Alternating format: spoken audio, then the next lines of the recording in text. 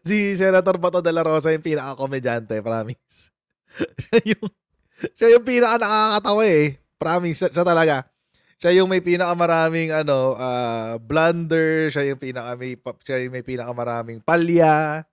Oo, sa sa lahat ng mga DDS mga Duterte senators, siya yung may pinakamaraming palya talaga, promise. Kasi mga kotsero, inamin niya, nakakatawa nga to, ang dami niya inaamin. Inamin niya na kinokontak na pala siya ng ICC. Pero hindi niya sinasagot. Ano yan eh, kanina yan, nag-file siya ng COC. Dami niyang sinabi doon. Pati yung plano ng mga Duterte na kung paano sila tatakbo sa election, sinabi din niya. Bato de la Rosa ignores calls from someone claiming to be from ICC. Bakit di mo sagutin, Senator Bato? Diba? Para at least alam niya na ma-verify niya kung talagang taga-ICC o hindi. Nakakatawa talaga si Bato. Ito yung balita. Inihayag ngayon ni Senator Ronald Bato de la Rosa na mayroon umanong mga nagpapakilala na taga-ICC o International Criminal Court na tumatawag sa kanyang opisina at nagtatanong kung maaari siyang ma-interview. Sa kanyang paghahain ng Certificate of Candidacy kanina, natanong si Senator Bato kung mayroon ng ICC prosecutor ang nakikipag-ugnayan sa kanya kaugnay sa issue ng extrajudicial killings sa panahon ni dating Pangulong Rodrigo Duterte. Anya, mayroon na umanong mga tumatawag sa kanyang opisina. Subalit ipinaliwanag nito na hindi niya sila pinagpibigyan dahil maaaring nanloloko lamang ang mga ito. Muli namang nanindigan ng mambabatas na walang jurisdiksyon ng ICC na mag-imbestiga sa Pilipinas. Baka daw prank. Isa prank. Wala. Merong nag-contact sa opisina pero in-ignore man namin dahil alam man namin na wala silang jurisdiction sa atin. May nagko-contact sa opisina ko pero in-ignore namin.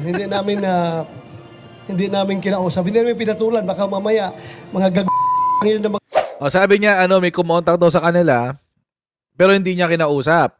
Oo. Kasi baka raw pinagtitripan lang siya. Baka raw isa prank. Baka raw ganun eh. Sino ba namang aanga-anga ang magpa-prank sa isang sitting senator? Tapos gagamitin pa yung ICC. Lagyan, maski ako, di ko gagawin yun eh. Maski ako, di ko gagawin yun eh.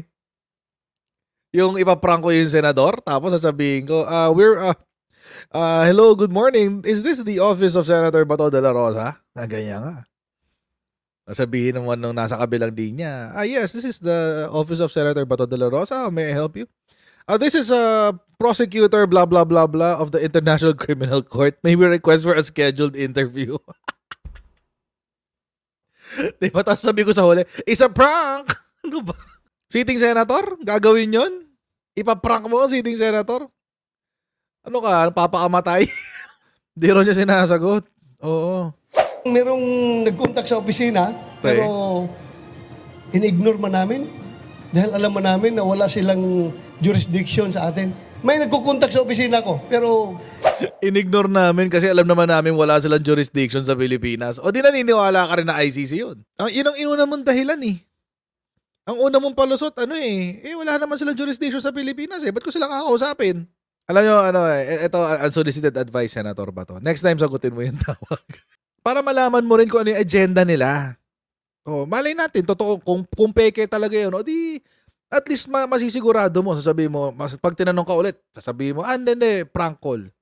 Pinapaimbestigahan ko na kung sino yan, pinapahanap ko na. Yun. Pwede, at least, di ba? At least masasabi mo na, uy, I did my best. Ginawan ko na action. Kaso nga lang, hindi pa nga siya sigurado na si ICC yun, tapos hindi na niya kinakausap. Pero hindi pa dyan natatapos ang pagiging kengkoy ni Senator Bato. Hindi pa dyan natatapos. Kanina, nag-file na sila ng COC. Tatlo sila nag-file ng COC. Si Bato, si Bongo, at saka si Ipe. Si Philip Salvador. Sila lang ang representante ng PDP. So ito medyo kailangan natin seryosohin, guys. Kasi it is interesting kung paano nila pinosisyon yung sarili nila bilang mga kandidato sa pagkasenador. Okay, take note mga kochero ha. Sila ay tumatakbo individually, si Bongo, si Bato at si Ipe ay tumatakbo bilang mga senador independently of Rodrigo Roa Duterte kasi wala nang Duterte eh. Kumbaga, bahala ka sa diskarte mo. Wala na yung support. Oo.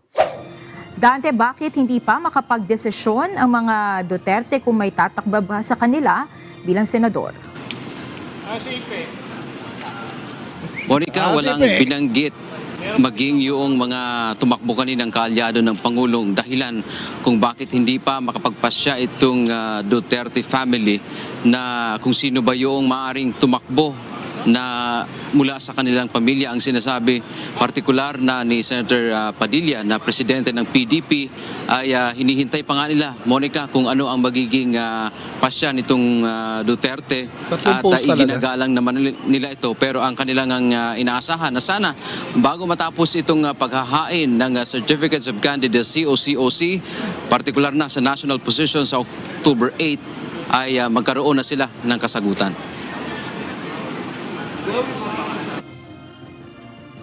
Sabay na naghain ng Certificate of Candidacy sina re-electionist Senators Christopher Bongo at Ronald De La Rosa kasama ang aktor na si Philip Salvador na mga senatorial bet ng Partido Demokratiko Pilipino o PDP.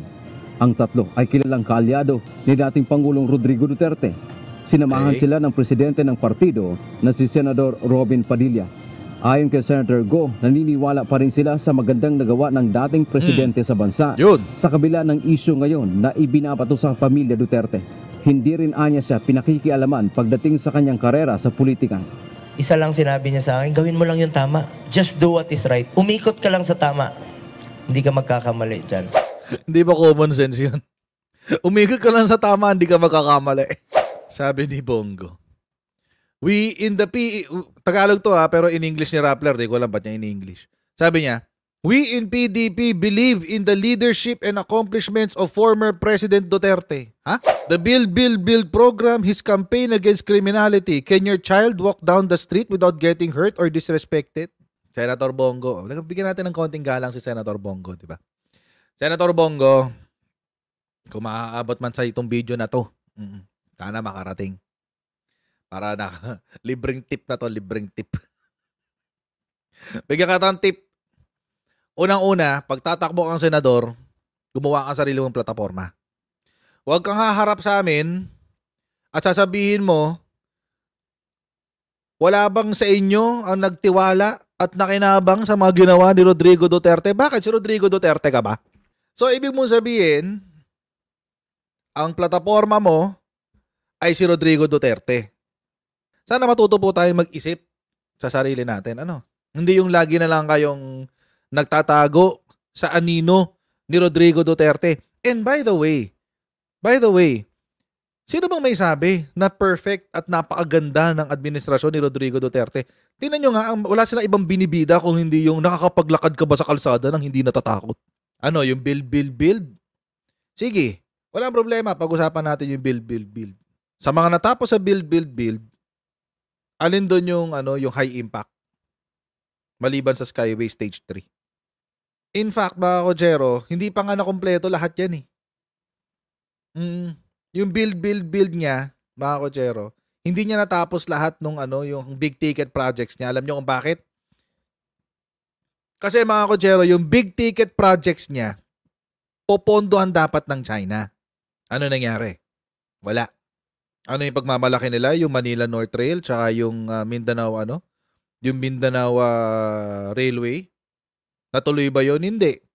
Sino nagtutuloy ngayon? Si PBBM. O siya nagtutuloy. Hindi na China ang pondo. At saka kung gusto nilang sabihin yung tawag dito, nakakapaglakad ba yung mga anak nyo nang walang takot sa mga kalsada? Ngayon malamang oo, pero nung panahon ni Digong hindi.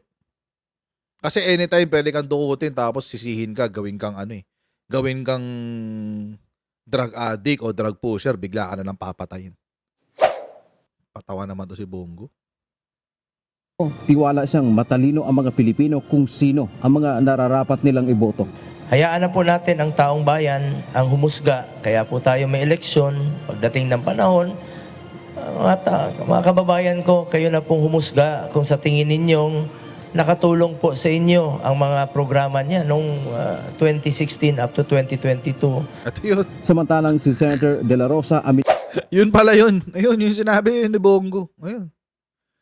Kayo na magdesisyon kung nakatulong excuse me, kung nakatulong sa inyo yung mga yung proyekto niya. Oo, nakatulong ba sa inyo? Oo. Tapos Duterte legacy, bulok. Anyway, tuloy. Up to 2022. Samantalang si Senator De La Rosa aminadong maaaring maepekto sa kanya ang issue na isinasangkot ang mga Duterte. Kabilang narito ang investigasyon ng Quadcom sa umanay war on drugs ng Duterte administration na maging siya man ay dawit bilang hepe noon ng Philippine National Police o PNP. Well, alam naman natin yung what's behind all these investigations. They form part of a grand demolition job against us, the Duterte and the allies of Duterte. Gayunman, mga botante naman rin anya ang magpapasya kung sino ang mga karapat-dapat na maglingkod sa kanila. Dagdag pa nito, isusulong pa rin niya ang death penalty bill at mandatory ROTC. Si Philip Salvador naman kapag nahalal ay tututukan ng peace and order at rehabilitasyon ng mga biktima ng illegal na droga. Samantala, inihayag ni PDP President Senator Robin Padilla na patuloy pa rin nilang kinakausap ang pamilya Duterte na may tumakbo sa kanila. Binibigyan nila ang mga ito na magdesisyon hanggang sa huling araw ng COC filing sa October 8. O hanggang ngayon, nakikiusap kay Mayor Rotomayor. Bilang partido, ako ang presidente ng PDP. Gusto ko na tumakbo siya. Hindi siya isa sa mga anak. Binigyang diin ni Padilla, mahalaga pa rin sa kanila na may Duterte sa kanilang line-up. Lalo na ang dating Pangulo na may matagal ng karanasan sa politika sa kabila ng may edad na ito. Mas matindi ang wisdom. Hindi, mas matindi lang yung impluwensya niya. Kailangan yung impluwensya niya. Wisdom. Tigilan nyo kami. Kailangan yung impluwensya niya. Kailangan yung may maipasok sa Senado. Yun lang talaga yun. Wisdom pinagsasabi nyo. 30,000 yung papatay mo. Anong wisdom dun? Wisdom ba yung hayaan mo yung mga Chekwa na mag-dominate sa ekonomiya ng Pilipinas? Di lang sa ekonomiya, pati sa dagat na karagatan ng Pilipinas. Wisdom ba yun? Really? Lokohan na to. Kailangan natin sa leader natin yung wisdom. Nakita naman natin yung wisdom ni Pangulong Duterte nung panahon ng pandemic, lalagpasan natin yung pandemic. Pandemic talaga example mo, Senator Robin. Wait lang Pwedeng tumawa ng malakas. Uutang ka ng 6 trillion, tapos ang gagamitin mo ang excuse mo is pandemic response, tapos ang gagamitin mo lang sa pandemic response, wala pang 1 trillion. Less than 1 trillion ang ginastos sa pandemic response. Where is the wisdom in that, Senator Robin Padilla? Sana umabot din to kay Senator Robin Padilla. Nasaan ang wisdom doon nung pandemic? Bigla na lang nag-announce ang gobyerno, lockdown na bukas, hindi na pwede pumasok. What the F? Mga kutsero, panic kami. Ako personally, panic kami ng misis ko. Saan kami kukuha ng pera? Ang plano pala nila, mga kutsero, ang plano ng mga Duterte, kaya hindi pa sila makapag-decide kung sino ang tatakbo, ay dapat merong maiwan sa Davao. Dapat merong maiwan sa Davao. Sino ang maiiwan sa Davao? Yun ang problema nila. Yun ang problema nila. Si Sara nangangampanya na, di ba? Muling nag-courtesy call si Vice President Sara Duterte sa Executive Minister ng Iglesia ni Cristo kahapon. Narito pong detalye. Alas 3 ng hapon nang dumating si Vice President Sara sa Iglesia ni Cristo Central Office sa lungsod ng Quezon. Kinagawa ng mga lider ng bansa ang pagbisita sa Central Office, panahon man ng eleksyon o hindi, upang magbigay pugay sa mga naitutulong ng iglesia sa ating lipunan. Matatandaan na halos eksaktong 1 taon ang nakalipas nang ang pangalawang Pangulo ay nag-courtesy call sa Executive Minister, Last year lang yan, ang kapatid ni Eduardo V. Manalo. Samantala sa isinagawang pagdalaw after kahapon, 1 year, patuloy niyang kinilala ang nandyan mga ulit. makabuluhang proyekto ng iglesia. Kabilang sa mga ito ang mga paglingap sa ating mga kababayan. Anyway, yun lang naman ang gusto ko i-highlight dyan. Aga eh. Oo. Alam nyo mga kotsero, etong si Sara, tuwing may problema yan, tuwing may issue sa kanyang pagiging sikat, tumatakbo siya sa INC. Mayroon siyang issue sa confidential funds. Punta sila ng INC. Palakas. Tapos ngayon, bumalik na naman. Bakit? May issue na naman siya eh. Impeachable siya eh. Oo, may issue, baka ma-impeach. Oo, kailangan natin magpalakas. Kailangan kumuha tayo ng suporta. Kumuha na tayo ng suporta sa KOJC. Ngayon, kukuha naman tayo ng suporta sa INC. Buti na lang kaibigan natin si Kong Marcoleta. Grabe si Sara. Ginagamit ang reliyon para sa sariling Diyos ko. Pero alam niyo mga kotsero, ang hindi ko lang alam paano magre-react ang dito, ang INC dito. Kasi, traditionally, ang INC has always been a Marcos supporter. Traditionally. Matagal na yan. Panahon pa ni Apo Lakay, Marcos supporter na sila. Lahat ng eleksyon ni Apo Lakay, sinuportahan siya ng INC. Hindi ko alam kung paano ito itatrato ng INC now. Kasi, may ipit sila sa gitna. Hindi ko lang alam. Hindi ko alam. But although, I'm pretty sure that the INC leaders know what they're doing. Bahala sila dyan. Pero sana, di ba? Hala ka ba may separation tayo of church and state? Ba't pinipilit mo yung sarili mo dyan, Sara? Kasi alam nyo mga kotsero, that the separation of church and state exists precisely for this. Itong ginawa ni Sara na to. Yung mga simbahan, hayaan nyo sila mag-express na kung sinong gusto nilang suportahan. Walang problema doon. Simbahan yan eh. Oo. Walang problema doon. Tulad ng mga Katoliko, nung panahon ng eleksyon, gustong suportahan si Leni Robredo. Walang problema doon. Okay lang yun. INC, sinuportahan ng Uniteam, Bongbong Sara.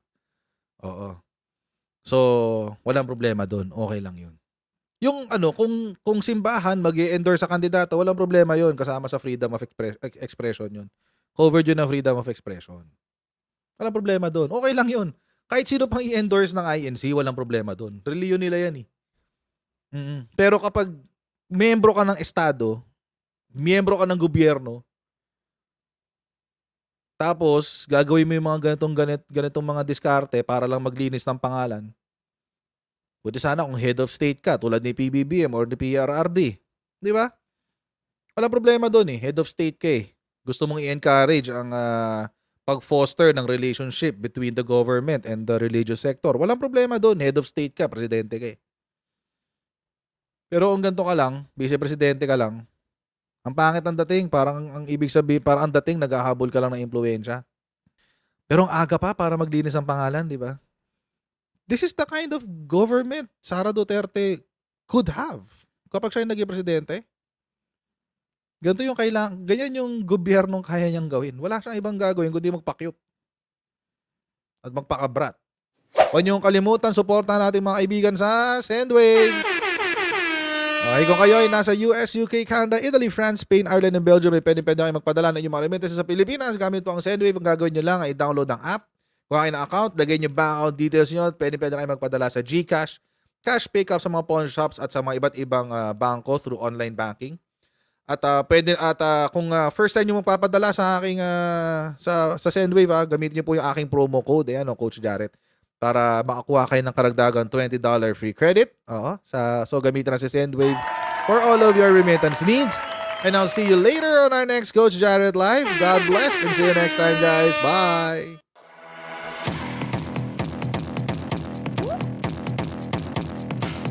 Pag ganun, huwag natin gawing tanga mga Pilipino. Mas maganda kasi nasa lugar ka ng tama kaysa yung pinipilit mo yung pagkakamali.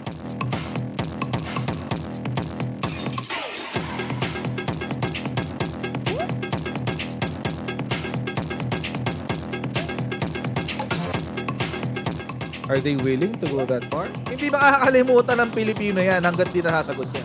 Sino ngayon nagsasabi ng totoo?